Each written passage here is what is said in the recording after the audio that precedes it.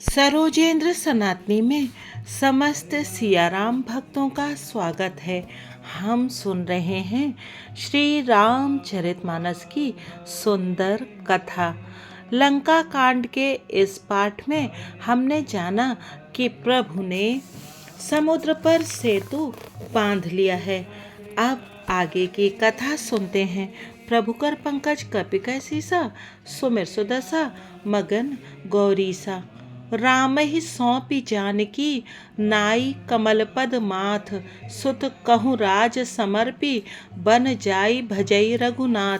श्री राम जी के चरण कमलों में सिर नवाकर उनकी शरण में जाकर उनको जानकी जी सौंप दीजिए और आप पुत्र को राज्य देकर वन में जाकर श्री रघुनाथ जी का भजन कीजिए। नाथ दीन दयाल रघुराई, बाघौ सनमुख गए न खाई। चाहे करन सो सब करि बीते, तुम सुर असुर चराचर जीते। हे नाथ, श्री रघुनाथ जी तो दीनों पर दया करने वाले हैं। सम्मुख शरण जाने पर तो बाघ भी नहीं खाता। आपको जो कुछ करना चाहिए था वह सब आप कर चुके। आपने देवता राक्षस तथा चराचर सभी को जीत लिया। संत कहीं असि नीति दसानन, चौथे पन जाई न कानन। तासु भजनु की जय तह भरता, जो करता पालक संहरता। हे दशमुख, संत जन ऐसी नीति कहते हैं कि चौथे पन बुढ़ापे में राजा को वन में चला जाना चाहिए। हे स्वामी, वहाँ वन में आप उनका भजन कीजिए जो सृष्टि के रचने वाले, पालने वाले और संहार करने वाले हैं। सोई रघुबीर प्रणत अनुरागी, भजऊ नाथ ममता सब त्यागी। मुनिबर जतन करहि जहि लागी, भूप राजु तजि होई बिरागी। हे नाथ, आप विषयों की सारी ममता छोड़कर उन्हीं शरणागत पर प्रेम करने वाले भगवान का भजन कीजिए, जिनके लिए श्रेष्ठ मुनि साधन करते हैं और राजा राज्य छोड़कर वैरागी हो जाते हैं। सोई कौशलाधीश रघुराया, आयऊ करन तोहि पर दाया। जो पिय मानहु मोर सिखावन, सुजस होई तिहु पुर अति पावन। वही कौशलाधीश श्री रघुनाथ जी आप पर दया करने आए हैं। हे प्रीतम, यदि आप मेरी सीख मान लेंगे तो आपका अत्यंत पवित्र और सुंदर यश तीनों लोकों में फैल जाएगा। प्रभु कर पंकज कपिकै सीसा, सुमिर सुदशा मगन गौरीसा। अस कहि नयन नीर भरी, गहि पद कंपित गात। नाथ भजऊ रघुनाथ ही, अचल होई अहि बात।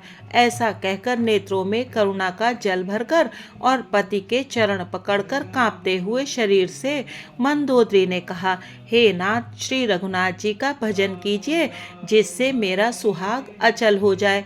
तब रावण मैं सुता उठाई, कहे लाग खल निज प्रभुताई। सुनु तै प्रिया व्रथा भय माना, जग जोधा कोई मोहि समाना। तब रावण ने मंदोदरी को उठाया और वह दुष्ट उससे अपनी प्रभुता कहने लगा। हे प्रिय, सुन, तूने व्यर्थ ही भय मान रखा है। बता तो, जगत में मेरे समान योद्धा है कौन? वरुण कुबेर पवन जम काला, भुजबल जितें सकल दिक्पाला। देव दनुज नर सब बस मोरे, कवन हेतु उपजा भय तोरे। वरुण कुबेर पवन यमराज आदि सभी दिक्पालों को तथा काल को भी मैंने अपनी भुजाओं के बल से जीत रखा है।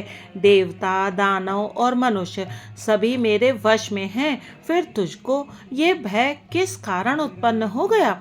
नाना विदिते ही कहे से बुझाई, सभा बहोरी बैठ सो जाई। मंदोदरी हृदय अस जाना, काल बस उपजा अभिमाना। मंदोदरी ने उसे बहुत तरह से समझा कर कहा, किंतु रावण ने उसकी एक भी बात न सुनी और फिर वो सभा में जाकर बैठ गया। मंदोदरी ने हृदय में ऐसा जान लिया कि काल के वश होने से पति को अभिमान हो गया है। सभा आई मंत्रिन तेहि भूजा, करब कवन विधि रिपुसै जूझा। कहीं सचिव सुनु निश्चर नाहा, बार बार प्रभु पूछहु काहा। सभा में आकर उसने मंत्रियों से पूछा कि शत्रु के साथ किस प्रकार से युद्ध करना होगा। मंत्री कहने लगे, हे राक्षसों के नाथ, हे प्रभु सुनिए, आप बार बार क्या पूछते हैं? कहु कवन भय करिए विचारा, नर कपि भालु आहार हमारा। कहिए तो ऐसा कौन सा बड़ा भय है जिसका विचार किया जाए? भय की बात ही क्या है? मनुष्य और वानर भालू तो हमारे भोजन की सामग्री हैं। प्रभु कर पंकज कपि कैसीसा, सुमिर सुदर्शा मगन गौरीसा। सबके वचन श्रवण सुनि कह प्रहस्त कर जोरी, नीत विरोध न करिए प्रभु, मंत्रिन मति अति थोरी। कानों से सबके वचन सुनकर रावण का पुत्र प्रहस्त हाथ जोड़कर कहने लगा, हे प्रभु, नीति के विरुद्ध कुछ भी नहीं करना चाहिए। मंत्रियों में बहुत ही थोड़ी बुद्धि है। कहीं सचिव सठ ठकुर सोहाती, नाथ नपुर आव एहि भांति। बारिधि नाधि एक कपि आवा, तासु चरित मन महु सबु गावा। ये सभी मूर्ख खुशामदी मंत्री ठाकुर सुहाती मुंह देखी कह रहे हैं, हे नाथ, इस प्रकार की बातों से पूरा नहीं पड़ेगा। एक ही बंदर समुद्र लांघकर आया था, उसका चरित्र सब लोग अब भी मन ही मन गाया करते हैं, स्मरण किया करते हैं। क्षुदा न रही तुम्हई तब काहू, जारत नगर उकस न धरि खाहू। सुनत नीक आगे दुख पावा, सचिवन असमत प्रभु ही सुनावा। उस समय तुम लोगों में से किसी को भूख न थी, बंदर तो तुम्हारा भोजन ही है, फिर नगर चलाते समय उसे पकड़कर क्यों नहीं खा लिया? इन मंत्रियों ने स्वामी आपको ऐसी सम्मति सुनाई है जो सुनने में अच्छी है, पर जिससे आगे चलकर दुख पाना होगा। जेहि बारिश बंधायउ हेला, उतरे उसेन समेत सुबेला। सो भनु मनुज खाब हम भाई, बचन कहीं सब गाल फुलाई। जिसने खेल ही खेल में समुद्र बंधा लिया और जो सेना सहित सुबेल पर्वत पर आ उतरा, हे भाई कहो वो मनुष्य है जिसे कहते हो कि हम खा लेंगे? सब गाल फुला फुला कर पागलों की तरह वचन कह रहे हैं। तात बचन मम सुनु अति आदर, जन मन गुनहु मोहि करि कादर। प्रिय बानी जे सुनहि जे कहहि, ऐसे नर निकाय जग अहहि। हे तात, मेरे वचनों को बहुत आदर से बड़े गौर से सुनिए, मुझे मन में कायर ना समझ लीजिएगा। जगत में ऐसे मनुष्य झुंड के झुंड बहुत अधिक हैं जो प्यारी मुंह पर मीठी लगने वाली बात ही सुनते और कहते हैं। बचन परम हित सुनत कठोरे, सुनहि जे कहें ते नर प्रभु थोरे। प्रथम बसीठ पठऊ सुनु नीति, सीता दे करहु पुण्य प्रीति। हे प्रभु, सुनने में कठोर परंतु परिणाम में परम हितकारी वचन जो सुनते और कहते हैं, वे मनुष्य बहुत ही थोड़े हैं। नीति सुनिए, उसके अनुसार पहले दूध भेजिए और फिर सीता को देकर श्री राम जी से प्रीति मेल कर लीजिए। प्रभु कर पंकज कपि कैसीसा, सुमिर सुदर्शा मगन गौरीसा। नारी पाई फिर जाहि जाऊं, तो न बढ़ाइए रारी। नाही त सन्मुख समर मही, ताति करई हट मारी। यदि वे स्त्री पाकर लौट जाएं तब तो व्यर्थ झगड़ा ना बढ़ाइए, नहीं तो यदि ना फिरें तो हे तात, सम्मुख युद्ध भूमि में उनसे हट पूर्वक डटकर मार काट कीजिए। या मत जौ मानहु प्रभु मोरा, उभय प्रकार सुजसु जग तोरा। सुत सन कह 10 कंठ रिसाई, असमति सठ कहि तो ही सिखाई। हे प्रभु, यदि आप मेरी यह सम्मति मानेंगे तो जगत में दोनों ही प्रकार से आपका सुयश होगा। रावण ने गुस्से में भरकर पुत्र से कहा, अरे मूर्ख, तुझे ऐसी बुद्धि किसने सिखाई? अबहि ते उर संशय होई, बेनु मूल सुत भयो घमोई। सुन पितु गिरा परुष अति घोरा, चला भवन कही बचन कठोरा। अभी से हृदय में संदेह भय हो रहा है। हे पुत्र, तू तो बांस की जड़ में घमोई हुआ, तू मेरे वंश के अनुकूल या अनुरूप नहीं हुआ। पिता की अत्यंत घोर और कठोर वाणी सुनकर प्रहस्त ये कड़े वचन कहता हुआ घर को चला गया। हित मत तो ही न लागत कैसे, काल बिबस कहूँ भेषज जैसे। संध्या समय जानी दस सीसा, भवन चले निर्खत भुज बीसा। हित की सलाह आपको कैसे नहीं लगती, आप पर कैसे असर नहीं करती, जैसे मृत्यु के वश हुए रोगी को दवा नहीं लगती। संध्या का समय जानकर रावण अपनी 20 भुजाओं को देखता हुआ महल को चला। लंका शिखर ऊपर अगारा, अति विचित्र तह होई अखारा। बैठ जाई तेहि मंदिर रावण, लागे किन्नर गुण गन गावन। लंका की चोटी पर एक अत्यंत विचित्र महल था। वहां नाच गान का अखाड़ा जमता था। रावण उस महल में जाकर बैठ गया। किन्नर उसके गुण समूहों को गाने लगे। बाजहि ताल पखाउज बीना, नृत्य करहि अपछरा प्रवीणा। ताल करताल पखावज मृदंग और वीणा बज रहे हैं। नृत्य में प्रवीण अप्सराएं नाच रही हैं। प्रभुकर पंकज कपिकै सीसा, सुमिर सुदसा मगन गौरीसा। सुनासीर सत सरिस सो, संतत करई बिलास। परम प्रबल रिपुशीस पर, तद्यपि सोच न त्रास। वह निरंतर सैकड़ों इंद्रों के समान भोग विलास करता रहता है। यद्यपि श्री राम जी सरीखा अत्यंत प्रबल शत्रु सिर पर है, फिर भी उसको ना तो चिंता है और ना डर ही है। इहाँ सुबेल शैल रघुबीरा, उतरे सेन सहित अति भीरा। शिखर एक उतंग अति देखी, परम रम्य सम शुभ्र विशेषी। यहाँ श्री रघुवीर सुबेल पर्वत पर सेना की बड़ी भीड़ बड़े समूह के साथ उतरे। पर्वत का एक बहुत ऊंचा परम रमणीय समतल और विशेष रूप से उज्ज्वल शिखर देखकर तह तरु किसलय सुमन सुहाए। लक्ष्मण रुचि निज हाथ डसाए, तापर रुचिर मृदुल मृगछाला। तेहि आसन आसीन कृपाला। वहां लक्ष्मण जी ने वृक्षों के कोमल पत्ते और सुंदर फूल अपने हाथों से सजाकर बिछा दिए। उस पर सुंदर और कोमल मृगछाला बिछा दी। उसी आसन पर कृपालु श्री राम जी विराजमान थे। प्रभु कृत शीस कपीस उछंगा, बाम दहिन दिशि चाप निशंगा। दुहकर कमल सुधारत बाना, कह लंकेश मंत्र लगी काना। प्रभु श्री राम जी वानर राज सुग्रीव की गोद में अपना सिर रखे हैं। उनकी बाईं ओर धनुष तथा दाहिनी ओर तरकश रखा है। वे अपने दोनों कर कमलों से बाण सुधार रहे हैं।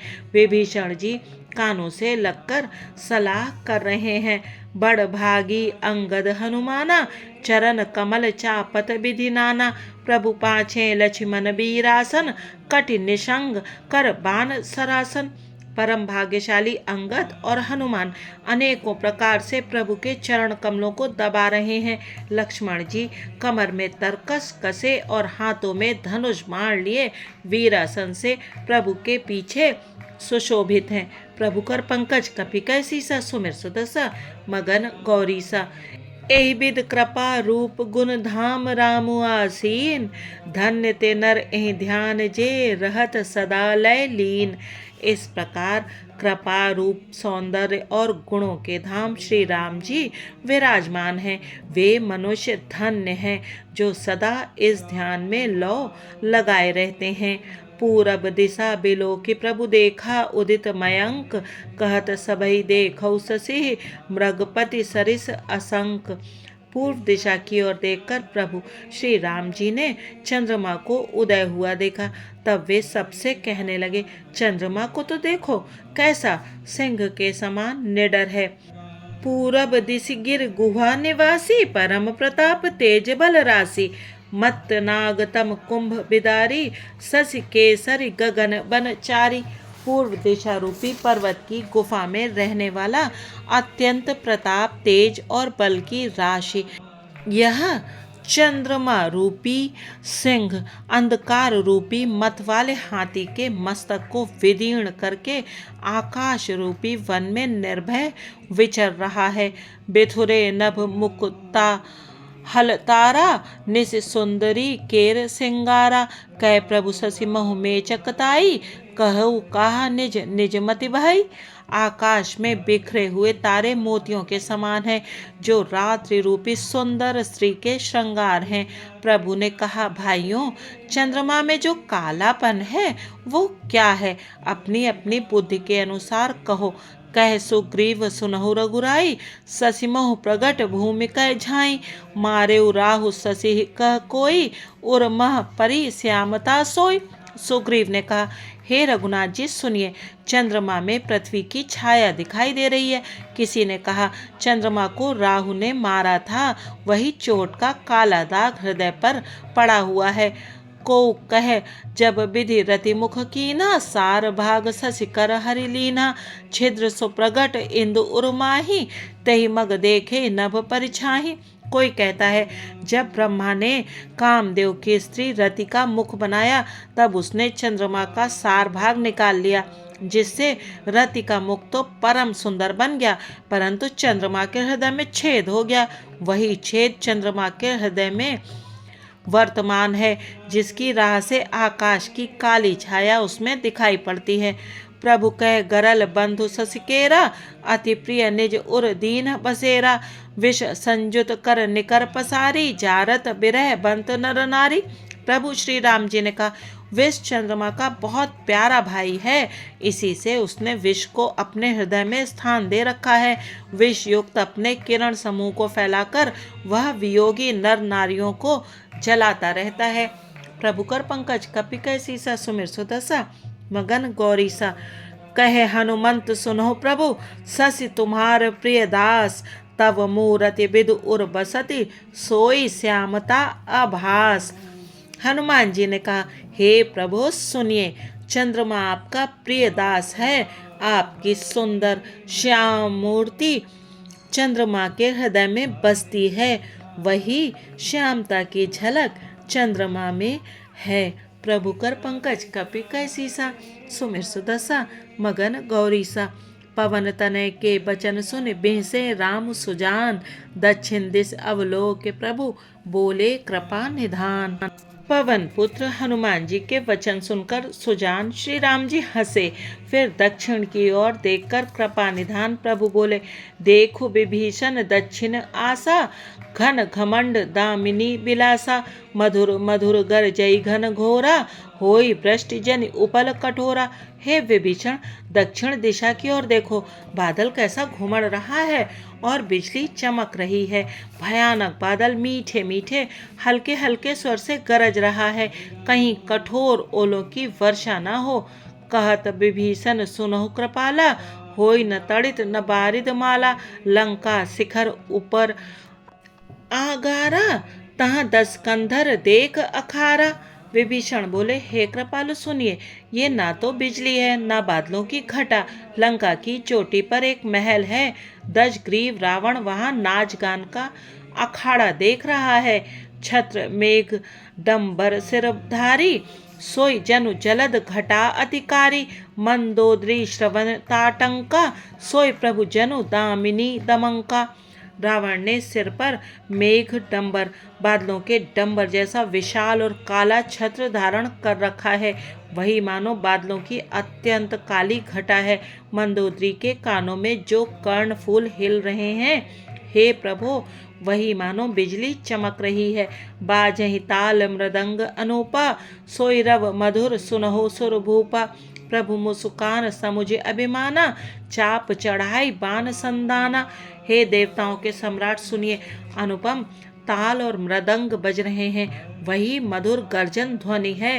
रावण का अभिमान समझकर प्रभु मुस्कुराए, उन्होंने धनुष चढ़ाकर उस पर बाण का संधान किया।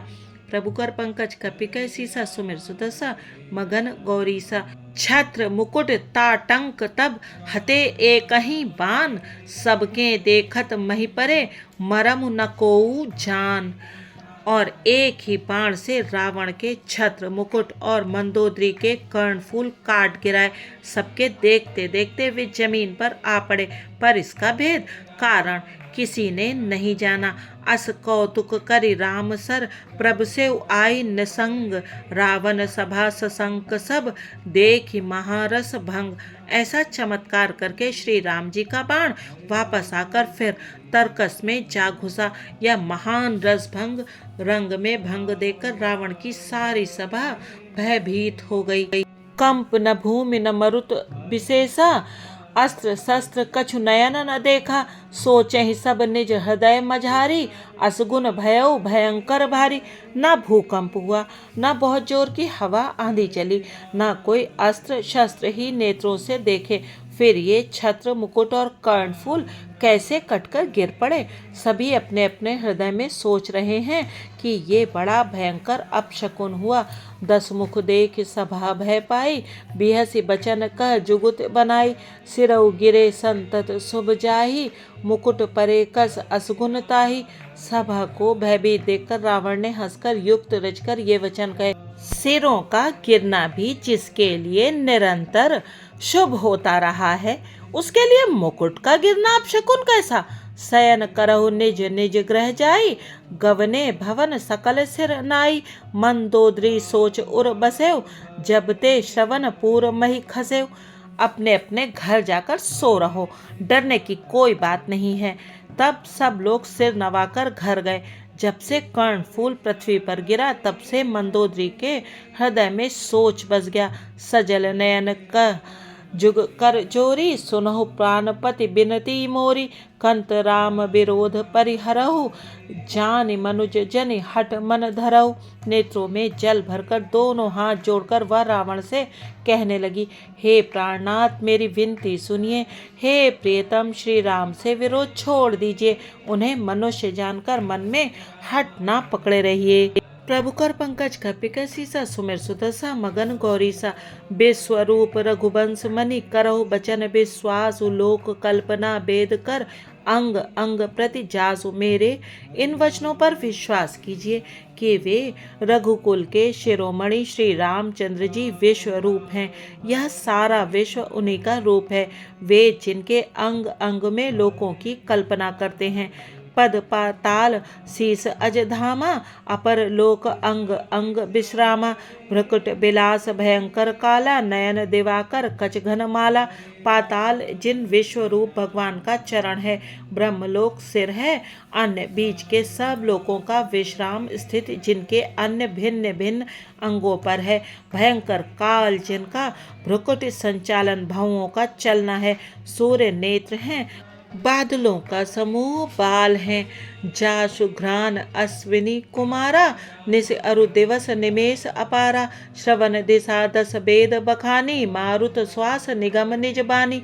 अश्विनी कुमार जिनकी नासिका है, रात और दिन जिनके अपार, निमेष पलक मारना और खोलना है। 10 दिशाएं कान हैं, वेद ऐसा कहते हैं। वायु श्वास है और वेद जिनकी अपनी वाणी है। अधर लोभ जम दसन कराला, माया हास बाहु दिगपाला। आनन अनल अम्बुपति जीहा, उत्पत्ति पालन प्रलय समीहा। लोभ जिनका अधर होंठ है, यमराज भयानक दांत हैं। माया हंसी है, दिक्पाल भुजाएं हैं। अग्निमुख है, वरुण जीभ हैं। उत्पत्ति पालन और प्रलय जिनकी चेष्टा क्रिया है। रोमराजी अष्टादश भारा, अस्थि शैल सरिता नस जारा। उदर उदधि अधगो जातना, जग में प्रभु का बहु कल्पना।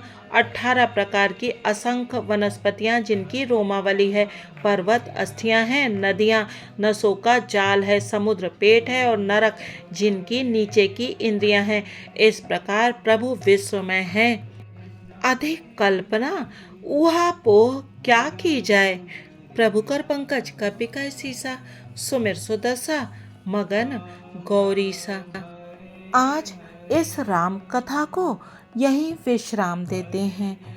हमने देखा कि किस प्रकार से मंदोदरी और रावण का पुत्र उसको समझाने का बहुत प्रयास करता है, लेकिन रावण के सिर पर तो मृत्यु सवार थी।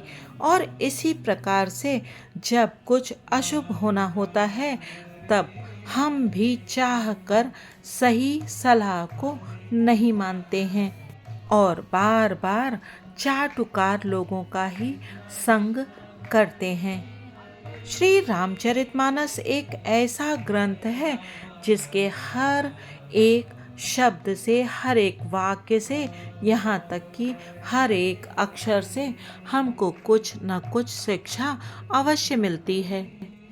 आवश्यकता इस बात की है कि हम अपने प्रभु में पूर्ण समर्पण कर दें और सारे संसार को, सारे विश्व को प्रभु में देखें।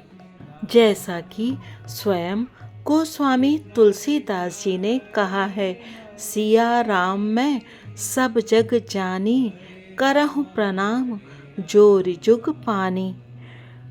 बने रहिए सरोजेंद्र सनातनी के साथ और सुनते रहिए ये मधुर श्री राम कथा।